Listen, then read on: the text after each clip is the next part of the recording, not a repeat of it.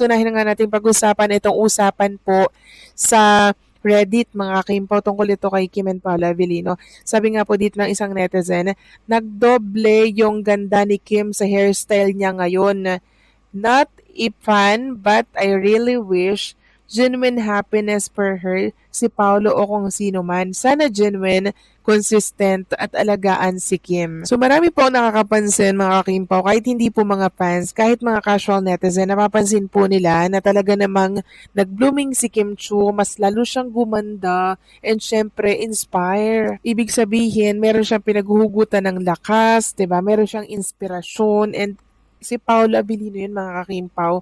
Kaya sana alagaan daw ni Paolo Avellino yung puso ni Chinita Princess, and sana consistent na alagaan at mahalin si Kim Chiu na siyang deserve niya po yun, mga Kimpaw. Kasi napaka totoong babae ni Kim Chiu. I mean, totoo siya. Pag nagmahal siya, talagang 101% binibigay niya. Kasi ayaw niya pong magkulang. Ayaw niyang magkulang, mga Kimpaw, sa mga nakakarelasyon niya. Kaya pag nawala, 'di ba, at least yung 101% binigay ni Trinita Princess, wala po siyang pagsisisi. Kaya naiintindihan ko kung bakit ganyan siya kaalaga kay Paolo Avellino, mga Kimpaw. Kaya sana alagaan po, ingatan ni Paolo ang sa Trinita Princess, kasi madalang or hindi madaling makakita ng ganyang klase ng babae. Samantalang next topic naman tayo, pag-usapan natin, mga Kimpaw, ang tungkol nga dito sa nabasa ko po sa X. Ito ay tungkol sa inayawan ni Paolo Avellino for Chinita Princess. Sabi po ni Direk Jojo Sagin, ang cute ni Pao dito. Tapos sinare niya po yung picture ni Paolo. We bump each other at Terrace Manila. I think he had a meeting with Sir Dio. Porlin lang po yun, mga Kimpaw, and me for Lavender Fields Project. So, ang mas pinili po ni Paolo Avellino dito, mga Kimpaw, syempre, yung linlang, which is si Kim Chiu po ang kanyang makakapartner. Yun yung matagal niya na pong dream, mga Kimpaw. Yun yung dahilan kung bakit siya ay lumipat sa ABS-CBN from GMA. Sabi nga dito nung nag-comment, hindi ba sila sana ni Jay ang magkapareha pero inayawanan niya kasi ayaw niya ma-stock up sa love team, kasi ayaw niya maging plastic. I mean, ayaw niya magpanggap na may something sila sa kanyang kapareha. Yes, ganyan po si Paolo Avellino. Totoong tao lang talaga siya. Kaya inayawan niya po na makaparehang muli itong si Jay, at mas pinili niya si Chinita Princess na ilang years niya pong inantay at inasam. Kaya until now, may Kimpaw. At pansin nyo ba, hindi na po umaayaw si Paolo Avellino sa bawat project nila ni Chinita Princess, pagkos gusto niya nga po ng more pa. Yun ay dahil masarap kasama si Chinita Princess, and syempre nag-enjoy si Paolo Avellino. Iba kasi pagkasama mo ay mahal mo sa mga eksena mo. Kung totoo man ang balitang may inayawang babae si Paolo Avellino dahil si Kim Chiu lang ang gusto niyang makasama, hindi na nakapagtataka kung bakit agad itong nag-viral. Sa totoo lang, kahit anong simpleng kilos ngayon ni na Paolo at Kim ay binibigyan ng ibang kulay, lalo na dahil sa lakas ng chemistry nila sa The Alibi at sa sunod-sunod na kilig moments na nakikita ng fans off-cam. Pero importante ring tandaan na wala pang kumpirmadong source tungkol dito. Maaring gawa-gawa lamang ng chismis, fan theories o content creators na naghahanap ng buzz. Kaya ang pinakamagandang paraan ay i-treat ito as fun speculation, hindi literal na katotohanan. Gayunpaman, dahil kilala si Paolo na very private at hindi basta-basta nagpapalapit ng tao sa personal circle niya, hindi imposibleng isipin ng fans na kung may inayawan man siya, maaring dahil mas komportable at mas komportable siyang kasama si Kim. Kitang-kita naman na magaan ang vibes nila. Pareho silang may respeto at may natural na connection na hindi pilit. At bukod doon, ang pinaka nagpaapoy sa usapan ay ang impression ng fans na mas ngumiging genuine si Paolo kapag si Kim ang kausap. Mas expressive siya emotionally sa mga recent interviews habang katabi si Kim. May special softness sa galaw niya kapag si Kim ang kaharap. Kaya kahit walang official confirmation, madaling mabuo sa isip ng netizens ang ideya na baka nga may special na lugar si Kim sa puso ni Paolo. Posible, pero hindi dapat kunin na literal na totoo. Napakadaling magawa ng headline na ganito kahit batay lang sa isang clipped video, body language o interpretasyon ng fans. Nakakatawa at nakakilig basahin, pero kailangan pa rin ng tamang pag-iingat para hindi makakreate ng maling narrative o pang-intriga sa ibang tao. Ang sigurado lang, may undeniable chemistry at respeto si Paulo at Kim sa isa't isa, at ito ang nagbibigay buhay sa lahat ng ganitong sismis. At kung sakali mang may pinili si Paulo, hindi na rin imposible dahil halos buong bansa ang nakakapansin ng closeness nilang dalawa. Ang lumalabas na balitang ito ay parang dagok pero kilig sa parehong oras, isang kombinasyon ng intriga, emosyon at matinding paghula talagang gustong-gusto ng fans ng Kim Pao. Kapag may lumalabas na headline na may inayawang babae si Paulo, automatic na lumalawak ang interpretasyon ng mga tao dahil kilala si Paulo bilang isang taong hindi basta-basta nagpapakitaan ng personal preference, lalo na pagdating sa mga babae o sa personal niyang buhay. Kaya kung may ganong chismis, ang dating nito ay napaka-personal, napaka-intentional, at napaka-meaningful. Hindi ito tipong basta lumayo lang. Ang dating ay may pinipili siya at malinaw kung sino. At siyempre, kung ang piniling iyon ay si Kim Chiu, mas lalong nagiging explosive ang balita. Kasi sa lahat ng nakikita ng fans ngayon, mas relax si Paulo kapag si Kim ang kaharap, mas lumalabas ang soft side niya kapag kasama si Kim. Makikita mo sa kilos niya na may unspoken comfort, isang klase ng connection na bihira niyang ipakita sa ibang tao. May mutual respect at chemistry ang dalawa, hindi scripted, hindi pilit.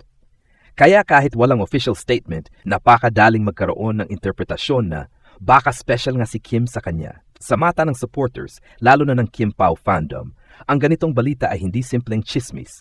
Isa itong confirmation ng nararamdaman nila matagal na. Hindi ito literal na patunay, pero nagsisilbing breadcrumb na posibleng may laman ng chemistry na nakikita on cam. Kumbaga, para sa fans, hindi na kailangan ng salita, kita sa kilos. Siyempre, dapat pa ring tandaan na walang kumpirmadong source ang ganitong klase ng balita. Madaling gumawa ng headline na nakakaingay kahit wala namang context. Maaring exaggerated o interpretasyon lang ng isang pangyayari. Pero ang hindi maikakaila, kapag si Paulo at Kim ang usapan, kahit simpleng sulyap, simpleng tingin o simpleng pagtabi, nagiging mala-love story ang dating. Kaya kahit hindi verified, hindi mo masisisi ang netizens na isipin na baka nga totoo, baka nga si Kim talaga ang gusto niyang kasama. Kung meron man talagang inayawan si Paulo at si Kim ang pinili niyang makasama, hindi ito dahil sa drama, kundi dahil sa tunay na comfort, respeto at connection na nararamdaman niya.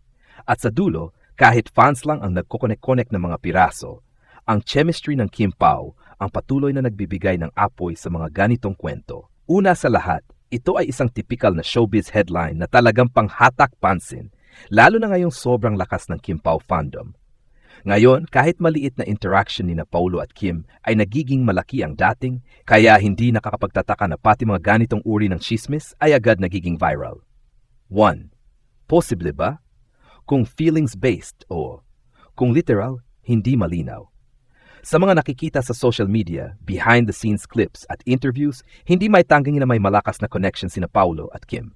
Totoong parang mas gusto nga ni Paulo na kasama si Kim dahil mas relax siya kapag katabi si Kim, mas expressive ang body language niya, mas genuine ang mga ngiti at sagot niya, at may natural ease na hindi niya madalas ipakita sa iba. Kung dito ibinase ng netizens ang inayawang babae, hindi malayo na nagmula ito sa observer-based interpretation. Hindi literal na may iniiwasang babae, kundi mas ramdam ng fans na may pinipili siyang presensya, si Kim. Pero wala tayong official confirmation, kaya hindi dapat i-take as fact. 2. Nakakakilig ang angle pero kailangan pa ring i-ground sa reality. Maganda siyang isipin na Paulo chooses Kim. Pero tandaan na showbiz ang mundo nila.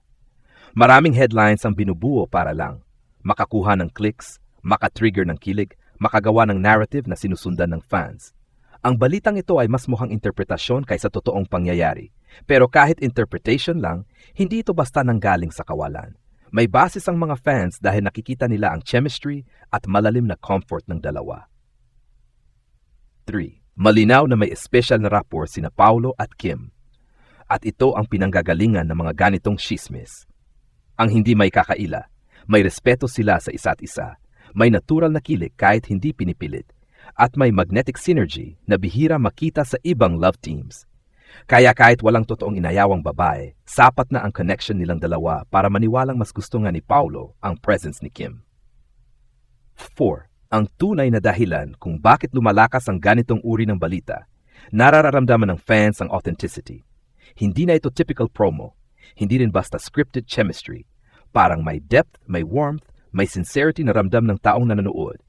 Kaya anumang rumor na may pinili si Paulo, kahit hindi totoo, ay madaling paniwalaan dahil consistent sa how he acts around Kim. Sa ngayon, ang masasabi ko, hindi kumpirmado ang balitang ito. Maaring exaggeration malamang galing sa fan interpretation o content creation. Pero may emotional truth. Mukhang mas at ease, mas masaya, at mas authentic si Paulo kapag si Kim ang kasama niya. At yun ang dahilan kung bakit kahit simpleng interaction nila, nabibigyan ng romantic meaning. Hindi lang gusto niyang makasama, para bang mas may tiwala si Paulo kay Kim. Kapag tinitingnan ang interactions nila, mapapansin mong si Paulo, na kilala sa pagiging tahimik, reserved at mahiyain, ay nagiging mas open kapag si Kim ang katabi. Ito ang nagiging dahilan kaya lumalakas ang haka-haka ng fans na, open quote, baka hindi lang siya comfortable, baka may deeper emotional preference talaga. Close quote. Hindi ito love confirmation, pero emotional comfort palang big deal na. Maaring nagkaroon ng boundary moment si Paulo. Kung may situation man na mukhang inayawan niyang babae, pwedeng. Ayaw niya ng unnecessary flirtation. Ayaw niya ng off-cam advances o ayaw niyang may mabuo pang ibang chismis sa ibang tao. At dahil si Kim ang kasama niya sa project at mas ka-vibes niya, mas natural na si Kim ang pipiliin niyang samahan in social environments. Hindi dahil sa ayaw sa iba, kundi dahil mas safe space si Kim para sa kanya. May chemistry silang hindi basta may papaliwanag at ito ang nagpaapoy sa chismis. Marami ang nagsasabi na iba ang tingin ni Paulo kay Kim. Iba ang ngiti niya. Iba ang body language kapag si Kim ang kausap. Kaya kahit wala pang real-life confirmation, ang mga ganitong balita ay tumutunog believable dahil consistent sa kung paano kumilos si Paulo lately. Number 4. The timing is suspiciously perfect. Nasa peak sila ng promo, spotlight, at public interest dahil sa The Alibi. At sa panahong mas close sila on-screen and off-screen, kahit simpleng iwasan ni Paulo ang ibang girl, automatic, open quote, ay, si Kim kasi ang gusto niyang kasama, close quote. Nakakadagdag ito sa mystery, intrigue, at kilig ng Kim Pao narrative. 5. The fans themselves are fueling the story. Hindi mo masisisi ang fandom dahil may authenticity ang chemistry nila, may sweetness na natural, at kitang-kita ang mutual respect. Ang mga ganitong balita ay fandom-driven. Ibig sabihin, sila mismo ang nakakita ng mga pattern at moment na hindi napansin ng iba. 6. Kim brings out the playful side of Paulo and fans notice. Ito ang pinakamalaking dagdag. Sa mga public appearances at interviews, nagiging mas expressive si Paulo, mas mabilis ang sagot, mas relaxed ang ngiti, mas may spark sa personality niya. At itong positive energy na ito kay Kim ay nagiging basehan kung bakit convincing ang mga ganitong usapan. Ang balitang may inayawang babae si Paulo dahil si Kim ang gusto niya makasama ay hindi lang simpleng chismis. Ito ay synthesis ng lahat ng nakikitang connection, gestures, subtle moments at body language ni na Kim at Paulo. Kahit hindi pa proven, malinaw na may special place si Kim Chiu sa comfort zone, trust circle at emotional space ni Paulo Avellino. At yun ang tunay na dahilan kung bakit patuloy na nubuo ang mga ganitong kwento.